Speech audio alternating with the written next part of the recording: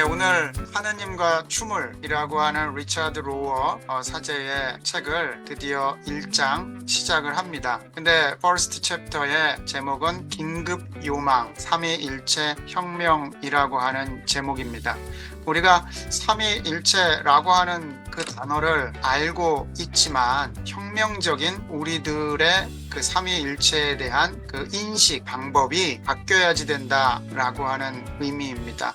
이게 굉장히 긴급한 사항이다 라고 하는 것이죠. 세 군데 구절이 나옵니다. 요한복음 3장 17절, 하나님이 그 아들을 세상에 보내신 것은 세상을 심판하려 하심이 아니요 그로 말미암아 세상이 구원을 받게 하려 하심이라. 세상이 구원을 받게 하기 위해서 그 아들을 보내셨다라고 하는 말씀이죠. 요한복음 5장 17절에서는 아버지께서 이제까지도 계속해서라고 하는 의미예요. 아버지께서 계속해서 일하신다. 우리가 요한복음 3장 17절에서는 세상에 오신 예수님에 대해서 말씀하고 있다면 요한복음 5장 17절에서는 아버지께서 지금도 일하고 계시다라고 하는 것을 말씀하고 있죠. 요한복음 14장 26절에서도 보혜사 성령께서 우리들을 가르치시고 계시고 예수님이 말씀하신 것을 생각나게 일하고 계시다라고 하는 것이죠. 지금도 적극적으로 각 세 분 하나님이 일하고 계시는 것을 강조하고 있습니다. 그래서 옆에 제목을 보면 영적 인식 체계로 전환. 다시 말해서 그 삼위 하나님이 지금 어떻게 행하고 계시느냐에 대한 새로운 인식이 필요하다라고 하는 것이죠. 삼위 하나님이 우리의 구원을 위해서 지금도 일하고 계시다라고 하는 것입니다. 우리가 어떠한 일들을 할 때에 겉으로 보이는 일들 뒤에 그 일들을 하기 위해서 여러 사람과 조직이 동원되어지듯이 바로 지금 세 분 하나님이 굉장히 액티브하게 지금도 우리 가운데 일하고 계시다라고 하는 것을 알 수 있죠. 굉장히 유명한 책이죠. 토마스 쿤의 과학혁명의 구조라고 하는 책인데 거기서 이 단어가 나오죠. 다 한 번씩 들어보셨을 거예요. 패러다임 시프트, 어떠한 인식 체계가 전환되어져야지 된다라고 하는 것을 말하고 있죠. 과학 영역에 있어서 계속해서 중력의 법칙, 에너지의 여러 가지 법칙들, 양자역학, 그러한 다양한 과학 영역에 있어서 근본을 바꾸게 만드는 것 같은 그러한 새로운 인식 체계가 우리들에게 필요하듯이 실제로 종교 영역에 있어서도 새로운 인식 체계가 세워질 필요가 있다라고 하는 것이죠. 여러분, 과학 지식이 계속해서 바뀌고 있습니다. 그러면 삼위 하나님에 대한 지식이 바뀔 수 있을까요? 제가 보기에는 과학 영역에 있어서 계속 발전되어지면서 그러한 인식 체계들의 전환, 패러다임 시프트가 일어나는 것보다도 사실은 삼위 하나님을 알아가는 데 있어서는 더욱더 파격적이고 혁명적인 변화들이 계속해서 일어날 수 있다, 일어나야지 된다라고 하는 것을 인정하는 것이 먼저 중요하겠죠. 과학은 이미 하나님께서 일하고 계시고 만들어 놓으신 것들에 대해서 인간이 그것들을 알아가는 데 있어서도 새로운 인식체계가 필요하다면 과학, 자연, 그 모든 것들을 만드신 그 하나님을 알아가는 데 있어서는 계속적인 변화와 인식 체계의 변화가 있어야지 된다라고 하는 것은 사실은 논리적으로 당연하다라고 말할 수 있겠죠. 우리가 전적인 회심, 메타노이아, 그래서 완전히 180도로 그 가던 방향이 바뀌는 것과 같은 그러한 것을 회개 또는 회심 이렇게 성경에서 말하고 있죠. 근데 그만큼의 지금도 역시 우리가 그 삼위 하나님을 알아가는 데 있어서의 변화가 절실한 때다라고 하는 것을 말합니다. 우리가 어떠한 변화가 이루어지기 위해서는 과거의 내용들의 죽음, 그러한 것들에 대한 이 새로운 도듬이 있어야지 되는 거겠죠. 전환을 위해서는 과거의 것들이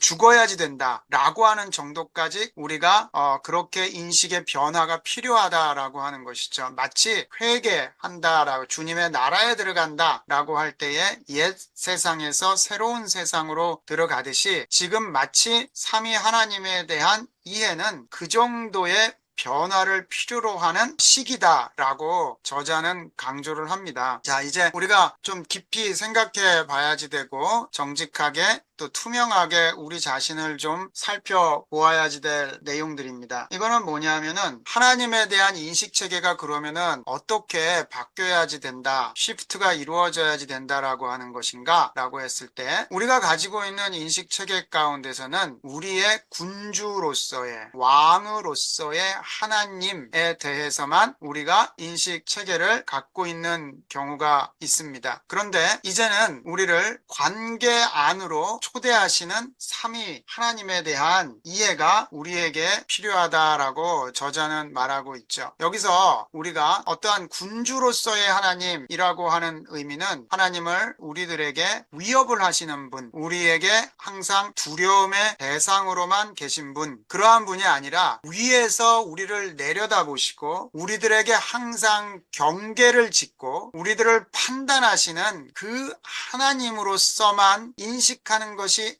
아니라 가장 뛰어나시지만 우리 가운데 계시는 하나님으로서 우리가 이해할 필요가 있다라고 하는 것이죠. 우리를 지켜보고 판단하시고 무엇인가 과100으로만 계속해서 가려내시는 하나님이 아니라 우리의 미천한 생명 안으로 들어오셔서 우리와 함께 하시는 분으로서 우리가 그 하나님을 이해할 필요가 있다는 것이죠.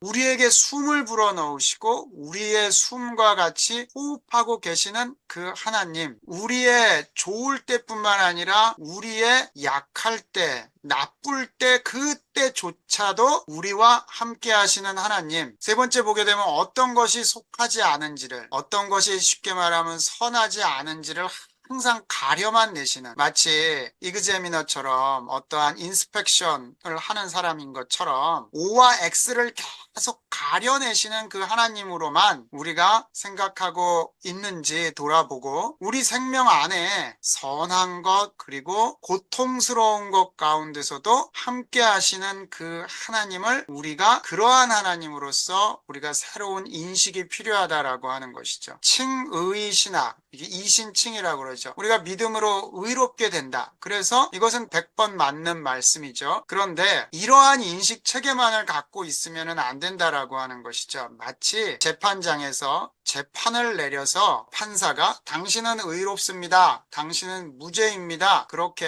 어떤 사람에게 선고하는 것과 같이 우리 그리스도인들에게 이제는 의롭다 라고 말씀하시고 여전히 우리와 거리를 두는 재판장으로서의 하나님이 아니라 우리를 삼위일체 안으로 입양하시고 그 선한 모든 것들을 우리들에게 현재적으로 내려주신 그 하나님, 그 삼위 하나님에 대한 그러한 인식체계가 필요하다라고 하는 것이죠. 우리를 이 세상에 보내셨어요. 그리고 우리를 하나님의 자녀로 삼아 주셨어요. 그런데 그 다음에는 멀리서 이제 우리에게 훈련 과정만을 제시하는 그러한 하나님이 아니라 모든 일에 개입하여 주시고 우리를 모든 때에 끌어안아 주시는 그 하나님을 우리가 인식할 필요가 있다는 것이죠. 여러분들은 육신의 아버님에 대해서 어떠한 인상을 갖고 있는지 모르겠습니다. 우리가 자신의 아버지에 대해서 경험했던 것들이 우리가 무의식적으로 내가 지금 아버지라고 부르는 그 하나님에게도 투사해서 하나님을 마치 나의 육신의 아버지인 것처럼 우리가 오해를 할 수 있다라고 하는 것이에요. 때로는 많은 경우 유교적인 집안에 있어서 그 아버지가 고정된 이미지로서 우리들에게 다가오지 않습니까? 근데 그렇게 마찬가지로 우리가 신앙을 갖고 있을 때도 신앙의 삶을 살아갈 때도 우리가 그 하나님에 대해서 마치 내가 경험한 또는 이 세상에 있는 그 어떠한 시대의 아버지 정도로만 하나님을 무의식적으로 우리가 판단하고 있을 경우들이 있다는 것이에요. 자, 그래서 하나님에 대해서도 생각을 할 때에 한자리에서 움직이지 않으시고 언제나 마치 그 재판봉을 두드리시는 그러한 하나님으로서 생각하고 있는 것이 아닌가를 살펴보아야지 된다는 것이죠. 근데 그것이 아니라 계속해서 삼위 하나님의 흐름 가운데서 관계적으로 존재하고 계시는 그 하나님을 놓치지 말아야지 된다. 사실 이러기 위해서는 인식의 변화들이 실제적으로 지속적으로 필요합니다. 우리가 하나님 생각하면 어때요? 하나님은 남자이셔. 이거는 근거가 없는 얘기예요. 하나님을 남성으로서만 생각하는 것이죠. 왜냐하면 힘, 재판장 또는 내가 경험한 그 아버지의 상 이런 것만 생각을 하는 거죠. 하나님은 성별을 뛰어넘으시는 분이에요. 성별이랑 상관이 없으세요. 근데 우리는 하나님에 대해서 남성성만 생각한다는 거죠. 근데 성경에 보게 되면 하나님은 같이 우시고 안아주시고 그러한 장면들이 너무너무 많이 나와요. 우리와 같이 모든 것들을 느끼시고 그런 것들이 참 많이 나온다는 것이죠. 아까도 말했지만 법정에서 만나는 하나님이 아니라 여러분들이 생각하기에 가장 깊은 잔치에서 만나는 하나님, 잔치 가운데 있는 하나님을 먼저 생각하냐라고 하는 것이 마지막 심판날에 보좌 가운데 있는 하나님만 생각한다는 거예요. 그래서 앞으로 멀리 나중에 만날 하나님만 생각하고 지금 우리들에게 잔치를 베풀어 주시는 그러한 하나님에 대해서 의외로 한 7대3, 8대2 우리가 법정에 있는 하나님은 내가 아무 생각을 하지 않아도 법정에 있는 하나님은 쉽게 생각해요. 근데 잔치 가운데 우리들과의 관계 가운데 있는 하나님은 쉽게 생각하지 못하는 경우들이 많이 있다라고 하는 것이죠. 우리가 나중에 또 얘기를 나눌 텐데 기독교 전통 가운데서도 이제 어느 전통 가운데 많은 영향을 받았느냐에 따라서 나는 그냥 내가 신앙을 갖고 있어 라고 말하지만 여러분들의 집의 구조 가운데 있지 않습니까? 그래서 어차피 집에 있으면은 집에서 다니고 있는 행동 반경이 정해지죠. 마찬가지로 내가 알게 모르게 영향을 받은 기독교의 영향들이 있어요. 그게 뭐냐면 나중에 우리가 또 다른 강좌를 열게 되면 기독교 역사에 대해서 말할 경우가 있어요. 이걸 좀 심각하게 생각을 해 봐야지 돼요. 내가 서방교회에 영향을 많이 받았기 때문에 그래요. 이쪽 오른쪽에 나오는 거는 동방교회에 많은 영향을 미치는 내용들이에요.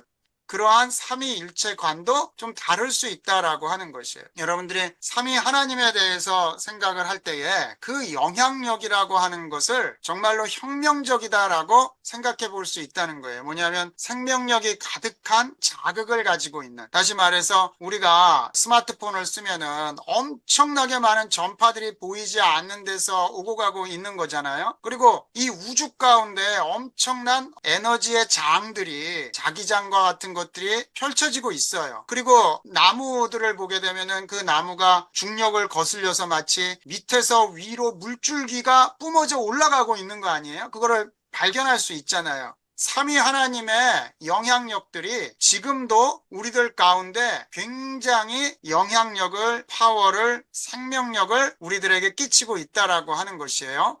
그리고 그러한 창조력과 추진력, 솟구치는 사랑의 힘, 그 다음에 아름다움, 그리고 그 삼위 하나님의 황홀성, 그러한 것들이 사실은 우리들의 삶 가운데서도 여전히 영향을 미치고 있다라고 하는 것이죠. 그리고 온전함과 거룩함을 향한 갈망, 이게 뭐 차후에도 또 말씀을 드리겠지만 우리들이 가지고 있는 경건함이다라고 하는 것은 나중에 하나님 앞에서 심판받을 것에 대한 그 숨기지 못하는 두려움에 기반을 둔, 그러니까 개인적인 어떠한 두려움에 기반을 둔 그러한 갈망에만 익숙할 수 있다는 거예요. 그러나 여러분, 우리가 그 온전함과 거룩함이다라고 하는 것을 삼위일체 하나님 안에서 넘쳐나는 그 사랑, 그리고 그 넘쳐나는 생명 가운데 나도 참여하고 싶다라고 하는 그 갈망, 보다 더 적극적인 갈망이 우리들 가운데 있을 수 있는데, 그것은 삼위일체의 영향력을 받음으로 말미암아서 그러한 긍정의 적극적인 생명력을 삼위일체로부터 얻을 수 있다는 거죠.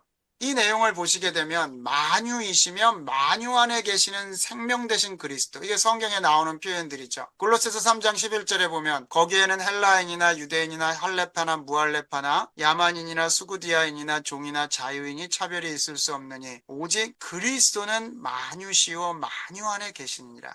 심판자 되시는 최종적 마지막 챕터에만 등장하시는 분이 아니라 바로 지금 만유 안에 계시는 풍성하신 하나님이시다라고 하는 거예요.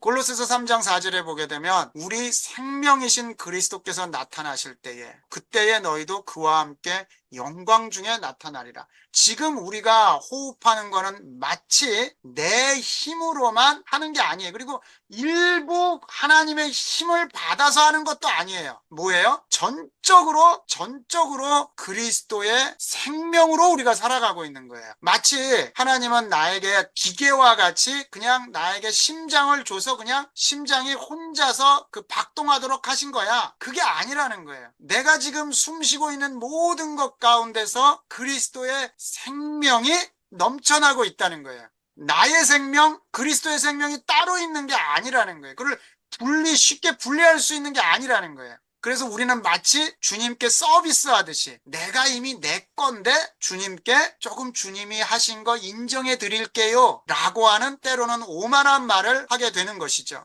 세상은 끊임없이 단절을 경험합니다. 끊임없이 사회와의 단절, 또 자연과의 단절, 그 다음에 자기 몸과의 단절도 경험합니다. 뭐 단절 그러니까 너무 심각하게 말하는 것처럼 보이겠지만 아주 단순하게 생각해 볼 수 있어요. 우리가 이 사회에 대해서, 사람들에 대해서 어떠한 감정들을 갖고 있는지, 과연 나의 주변에 있는 자연에 대해서는 내가 단지 그냥 관찰하는 대상인지, 내가 정말로 저 자연들과 어떠한 교류를 정말로 적극적으로 하고 있는지, 하물며 내 몸과도 단절을 할 수 있죠. 내 몸은 단지 그냥 내가 누려야지 될 내가 가지고 있는 도구로만 생각할 수 있다라고 하는 것이죠. 다시 말해서 내 몸에 대해서 내가 정말로 화해하고 내 몸의 아픈 하나하나의 그 몸에 대해서도 아끼고 사랑할 수 있느냐. 그것이 아프지 않는다라고 하는 의미가 아니라 나의 몸과도 나의 아픈 몸과도 내가 화해를 할 수 있느냐. 이 우리가 살아가면서 나의 주변의 이웃과 이 사회에 대해서 내가 단절되어지지 않고 그 모든 사회와 이웃과 계속해서 긍정적이고 친절하고 화해의 관계를 갖고 있는가? 우리들의 주변에 있는 자연과 우리가 어떠한 관계를 갖고 있는가? 우리 주변에 있는 지극히 작은 자연에 대해서 어떠한 나무와 호수와 그러한 것들에 대해서 우리는 정말로 단절되어 있느냐. 이 단절되어 있다는 건 그냥 저기에 있으니까 눈에 보기에 좋다라고 하는 정도인지, 내가 가꾸고 그 아름다움에 대해서 칭찬하고 그거를 누리고 내가 보호하고 있는 입장인지, 이거는 의외로 굉장히 중요한 주제입니다. 자, 보게 되면은 네 겹의 재결합이 있다라고 이 저자는 말해요. 성령과의 결합, 자신과의 온전한 화해와 결합, 사회와, 그리고 내가 사는 공간과, 우리가 사는 이 지역과 그 다음에 우리들의 이웃과 그리고 우리들의 집, 우리들이 태어난 나라와 그러한 공간들과 우리가 결합을 온전히 하고 있는가. 사실 우리가 교회에서만 성도들과 어떠한 좋은 관계를 유지해야지 된다 라고 하는 건 굉장히 편협한 태도예요. 만육 가운데 계시는 예수 그리스도를 생각할 때 지금 예수님이 하시는 일은 뭐예요? 바로 이 세상 전체의 평화와 결합과 그러한 것들을 계속 이루어 가시려고 하시잖아요. 그게 삼위 하나님이 하시는 일이에요. 그 생명 하나하나를 풍성하게 하시려고 하는 것, 그것들을 서로 연결시켜 주시는 것, 그것이 주님의 지금 하고 계시는 일이시죠. 에베소서 4장 3절에 보게 되면 평안에 매는 줄로 성령이 하나 되게 하신 것을 힘써 지키라. 이 말씀이 1차적으로는 교회를 의미하는 거겠죠. 근데 그때 교회는 에베소서에서 거듭 말씀드렸지만 유니버셜 처치, 우리 사도신경에 고백하는 거룩한 공교회로서의 그 모든 교회들이 하나 되는 것. 예전에 있던 교회, 지금 있던 교회, 앞으로 있을 교회조차도 하나 되어지는 것. 그리고 만유를 새롭게 하는, 예수님의 죽으심은 뭐예요? 이 모든 세상을 새롭게 하셔서 하나님의 그 계심 가운데 하나가 되게 하시는 것이 그분의 목적이시죠. 그 삼위 하나님의 역사이세요. 우리가 삼위일체 그러면 너무 딱딱하게 생각을 해서 수학적으로만 정확하게 하나, 셋이지만 하나 이렇게 생각을 하는 경향이 있죠. 그러나 이것은 우리가 생각하는 수학으로는 해결할 수 없는 문제예요. 수학적인 셋이 아니라 이게 좀 워드플레이 같기도 하지만 완전한 셋, 이것을 우리가 완전한 하나된 셋, 이것을 이해할 필요가 있겠죠. 사실 우리가 지금 우주에서 무슨 일이 발생하는지 모르잖아요. 자, 그러면 삼위 하나님의 관계도 우리가 정확히 지금으로서는 모른다고 하여도 그것이 흠이 될 수는 없겠죠. 그러나 오히려 더 풍성한 신비로움 가운데 나가기 위해서 우리가 용어상 삼위일체 하나님에 대해서 말하고 있는 것이죠. 우리가 삼위일체 그러면은 three persons, one essence. 그래서 세 분의 인격 또는 세 분의 위격, 그 다음에 하나의 본질 또는 하나의 실체, 이렇게 말씀드렸어요. 이것은 여러분들이 너무 어렵지 않죠? Three persons, 세 분의 인격과 one essence, one substance. 그래서 하나의 실체, 요거를 잘 기억하실 필요가 있어요. 그렇게 하는데 삼위일체에 대해서 우리가 또 이렇게 이해할 수 있어요. 세 분 하나님은 진짜 다르다, 무한히 다르다고 생각하시면 돼요. 자, 그런데 동시에 세 분 하나님은 무한히 연합되어져 있다. 이거는 우리가 삼위 하나님을 표현함에 있어서 언어에 한계가 있기 때문에 그래요. 여러분, 피조물 중에 하나인 언어를 가지고 삼위 하나님을 묘사할 수가 없는 거예요. 어느 정도 묘사하는 거예요. 그 가운데 어느 정도 묘사할 때에 삼위일체 하나님이다라고 표현하게 되는 거고, three persons, one essence. 그래가지고 표현하게 되는 거고, 또 이렇게도 표현할 수 있다는 거예요. 무한히 다르시다. 왜냐하면 세 분이시니까. 그러나 무한히 같다. 연합돼 계시니까. 하나의 에센스를 갖고 계시니까. 오늘날의 그 양자역학이라든지 이런 것들은요, 그러니까 설명을 못해요. 하물며 물리학자, 수학자도 이 우주의 원리에 대해서 수적으로 그거를 개념적으로 표현을 하는 한계치가 있어요. 아직도. 그런데 우리가 어찌 보면 삼위 하나님을 내가 내 언어로서 명쾌하게 표현하겠다. 이거는 무리라고 하는 것이죠. 우리가 모세에게 나타나신 야훼 하나님을 우리가 알고 있잖아요. 모세가 물어보잖아요. 당신의 이름이 뭡니까? 라고 했을 때 하나님이 뭐라고 그러셨어요? 정확하게 해석하면요. 나는 홀로 존재한다. 이게 아니에요. 그렇게 하면은 안 되고요. 철학적인 그러한 표현이 아니에요. 그거는 나중에 그 철학적으로 그렇게 표현한 거고, 그냥 원래대로 하면은 나는 나다예요. I am who I am. 나는 나다. 그냥 나는 나다예요. 어떠한 이름을 붙여서 환원적으로 하나로 규정할 수 없다는 거예요. 자, 우리가 그럼에도 가능한 근사치를 하나님이 밝혀주신 것만큼 알아가게 되죠. 그리고 그것도 소중해요. 그게 뭐예요? 삼위일체라고 하는 것이죠. 그래서 이거를 표현하기 위해서 많이 표현을 이렇게 했었어요.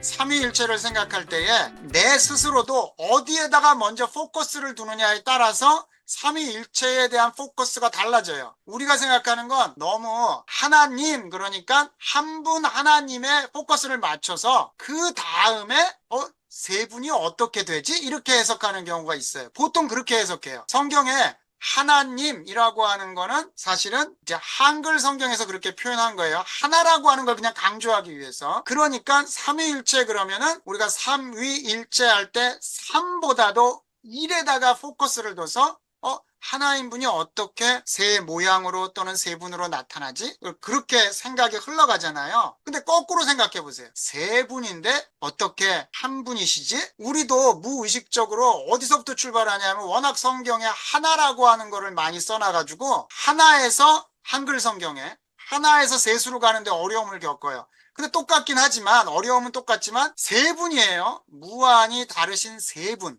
세 분이 어떻게 하나지? 이렇게도 생각해 볼 수 있다는 거예요. 그렇게 생각의 흐름을 바꿔볼 때 좀 더 신선하게 다가올 수 있다는 거예요. 그러면은 우리가 세 분 하나님은 어떤 분인지 한 분 한 분 나 많이 배워볼 거야. 그래서 성부 하나님에 대해서 배워보고, 성자 예수님에 대해서 배워보고, 성령 하나님에 대해서 배워보고, 그렇게 다 마치 따로따로 구별해서 알고 싶은 마음이 생긴다는 거예요.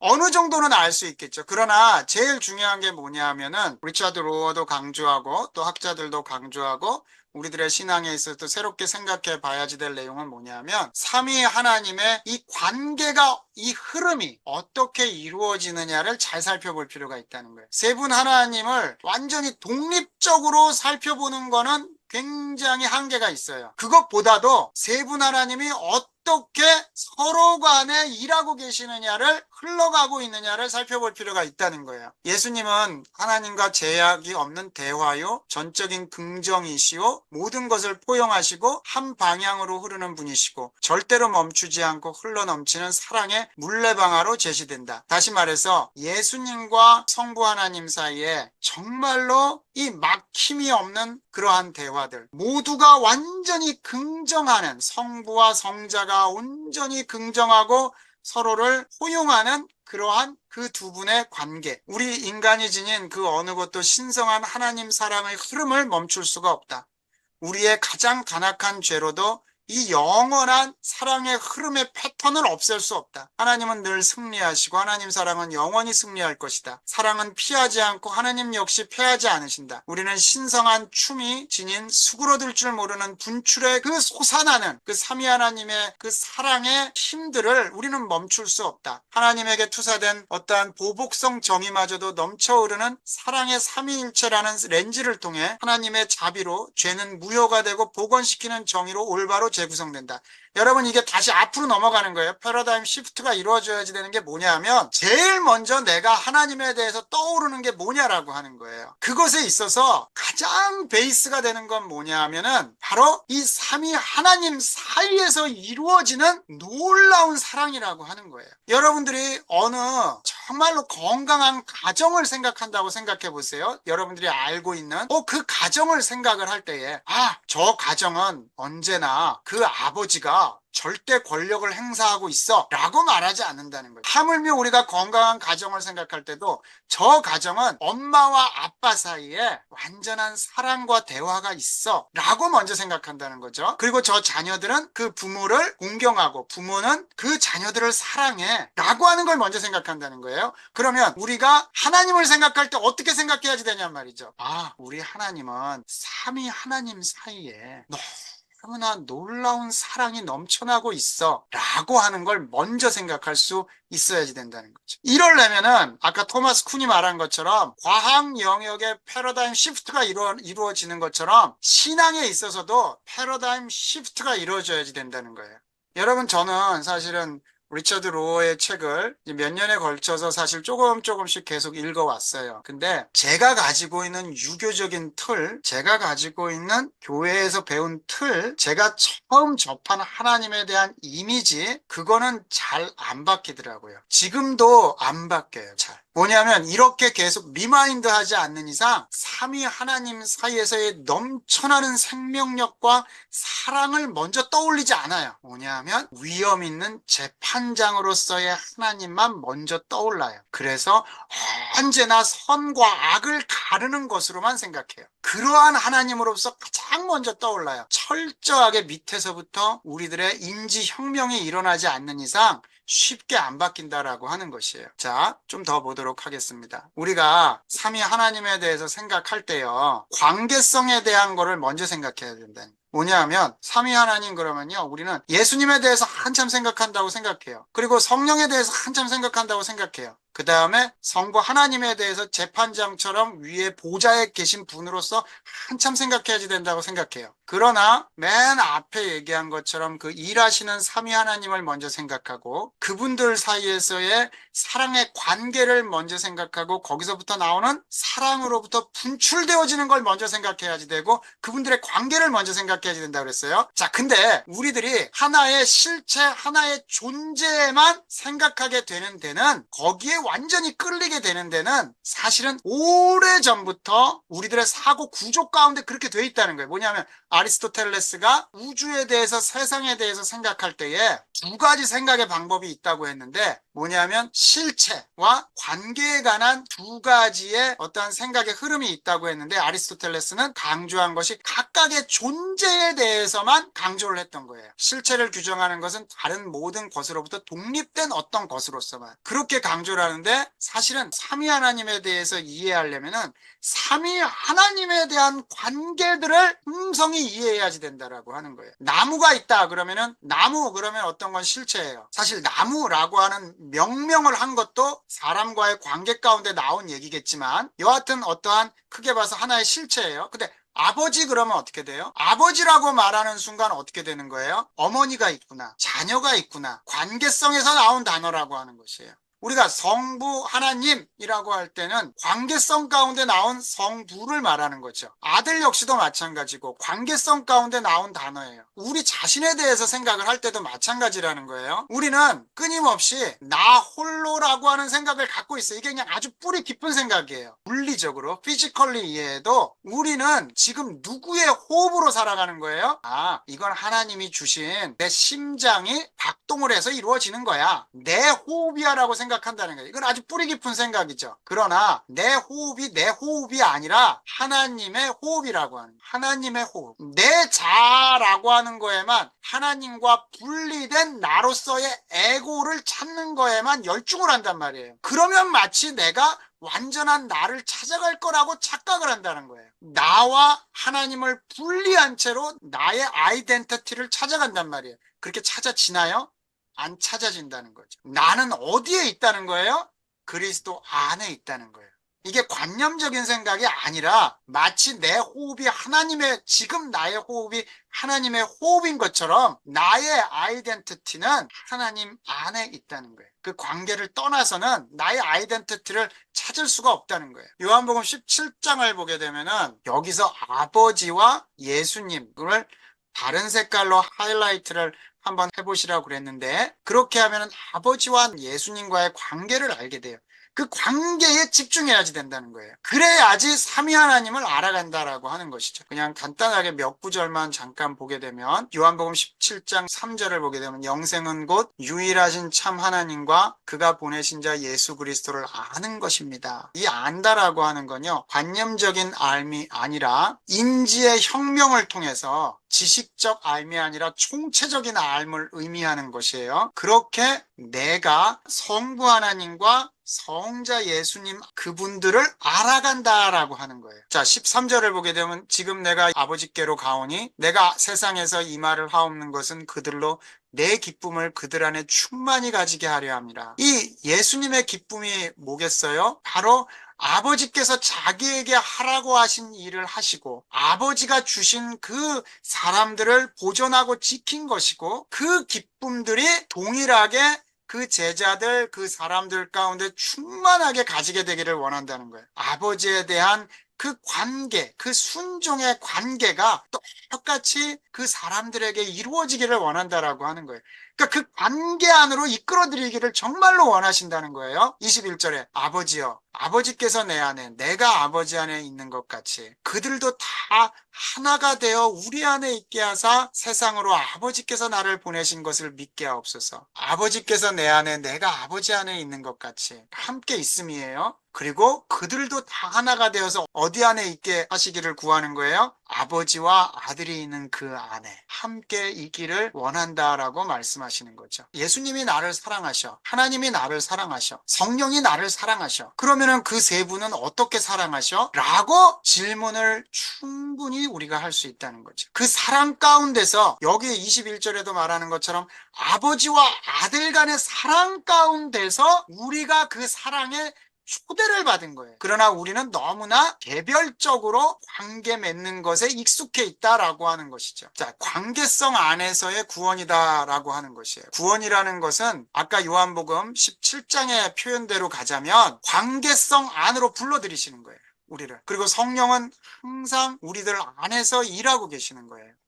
여러분 근데 이거를 한번 보세요. 재밌는 그림인데 우리는 오늘날 신앙이라고 하는 게 하이퍼 인디비주얼리즘, 이 서구 사회의 영향을 너무 많이 받아가지고 초개인주의적인 어떠한 신앙의 색깔들을 갖게 돼요. 이거는 뭐냐면은 아리스토텔레스의 실제 개념처럼 잘게 쪼개지고 격리된 의식들, 관계를 중요시하지 않는 것들, 독립성의 씨앗으로만 여기는 것들, 그것이 서구 사회에 서로의 고립을 조장했다는 거예요. 그래서 나의 아이덴티티를 어디서 찾냐면 요 옆에 나오는 그림처럼 밀폐된 용기 가운데서 찾는다는 거예요. 관계 가운데서 찾지를 않는다는 거예요. 이 관계성, 건강한 관계성 가운데, 사랑의 관계성 가운데서 도망칠 때에 정신병적인 어떠한 현상들이 나타난다는 거예요. 중독된 자들, 폭력적인 자들, 조현병 증상들, 반사회적인 예들이 나타난다라고 하는 것이죠. 이 재밌는 그 관찰인데, 여기 보게 되면은 서로가 단절될 때 아프고 독해지고 악해진다는 거예요. 여러분, 굳이 우리가 이걸 어떠한 학문적으로 얘기하지 않아도 고립되어지면은 단절시키게 되면 독해져요, 사람이. 그리고 악해져요. 이 리차드 로어의 어떠한 글이 여기 나오고 있죠. 나는 일전에 어떤 정신과 의사를 만난 적이 있다. 그는 나보다 나이가 많은 사람이었는데 그는 내가 얼뜻 듣기에 좀 과장되게 이야기를 했다. 리차드, 인생 마지막 즈음에 가서 생각해보면 당신이 함께해준 정신적 아픔을 지닌 이들 모두가 근본적으로 외로운 이들이었다는 것을 깨닫게 될 것입니다. 그래서 정말요? 그냥 무심코 하시는 말씀인가요? 라고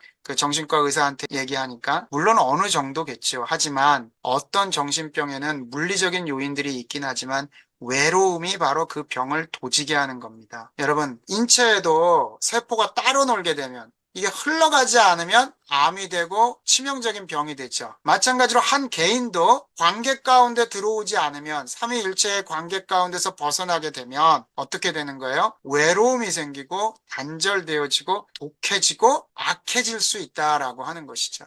오늘날의 그 모습들을 보여주는 것이에요. 사람들과의 관계를 떠나서 고립되어진 어떠한 기계와 친숙해진 모습들. 물론 그것을 통해서도 사람들을 만나기도 하겠지만요. 그래서 어떻게 관계를 이루어지고 있는가? 하나님을 내세에 좋은 집을 보장해주는 억만장자 또는 부동산 업자로만 생각하고 있는가? 아니면 재판장으로만 생각하고 있는가? 하나님은 나와 함께 현재 나 어떻게 하시는지만 계속 관찰하는 분이 아니라 내가 아버지라고 부를 때에 그분도 지금 나와 함께 고통 가운데서 그 한 스텝 한 스텝을 함께 하시는 분으로서 인정하고 있는가? 그게 중요하다라고 하는 것이죠. 우리가 정체성 이식, 아이덴티티 트랜스퍼런트 그래가지고 누구도 하나님이 한 영혼 안에서 숨쉬는 것과 같이 영혼도 이 숨에 참여하여 하나님 안에서 숨쉴 수 있는 지고한 행위를 하는 것이 불가능하다고 생각해서는 안 된다. 하나님께서 그 영혼 안에서 숨을 쉬기에 이 영혼이 하나님처럼 숨을 쉬는 것이 가능해지는 것이다. 이것도 지금 굉장히 잘 안 바뀌죠. 그냥 내 숨은 주어진 거야. 하나님이 주셨으니까 내가 주신 만큼 나 혼자 지금 하고 있어. 숨 쉬고 있어. 여기서부터 벗어나야지 되는 거죠. 우리가 침묵기도나 관상기도를 통해 가지고 제일 먼저 느끼려고 하는 게 뭐예요? 내가 숨 쉴 때에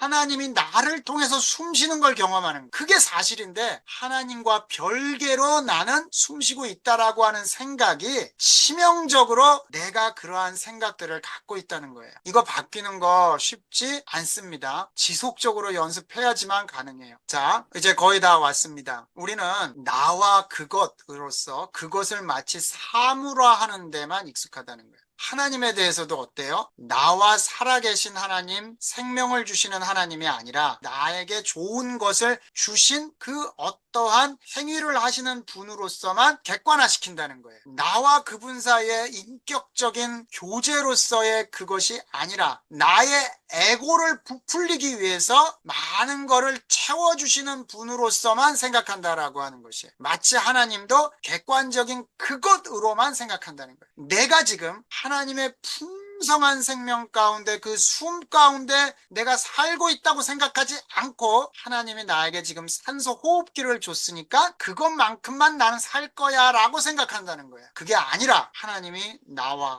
함께 지금 호흡하고 계시다라고 생각하지 못한다라고 하는 거죠. 자, 관상적인 암, 이것은 결론적으로 말하면 하나님을 바라보고 내가 하나님을 바라볼 뿐만 아니라 하나님이 나를 바라보는 그 상호적인 부분적인 그러한 일들이 이루어져야지 된다라고 하는 거죠. 내가 하나님을 사물을 바라보듯이만 바라본다, 이거는 아니다라고 하는 것이에요. 우리가 거울을 보면은 어때요? 그 거울은 우리를 보여줘요. 나를 반사시켜줘요. 우리가 하나님을 바라보았을 때에 하나님이 나를 보여주신다라고 하는 것이에요. 그래서 하나님을 많이 바라보게 됐을 때 하나님의 얼굴을 우리가 닮아가게 되고 그분의 시야로 나를 바라보게 된다는, 부부들 사이에 어때요? 그 눈빛이, 이건 제 생각이에요, 눈빛이 비슷해지지 않나요? 계속 바라보게 되면 닮아가는 현상들이 발생하게 되죠. 여러분, 근데 왜 하나님을 계속 예배드린다, 교회에 간다 그러면서 안 닮을까요? 그 이유는 하나예요. 하나님을 안 보고 교회를 바라보기 때문에, 교회 건물을 바라보고 예배 순서를 바라보기 때문에 그래요. 하나님을 바라보면 내가 비춰지고 하나님의 눈빛으로 나를 보게 돼 있어요. 그럼 바뀌어요. 근데 내가 신앙생활 열심히 한다고 하죠. 그게 뭐냐면 나를 부풀리기 위한 작업이었다는 거예요. 저쪽에서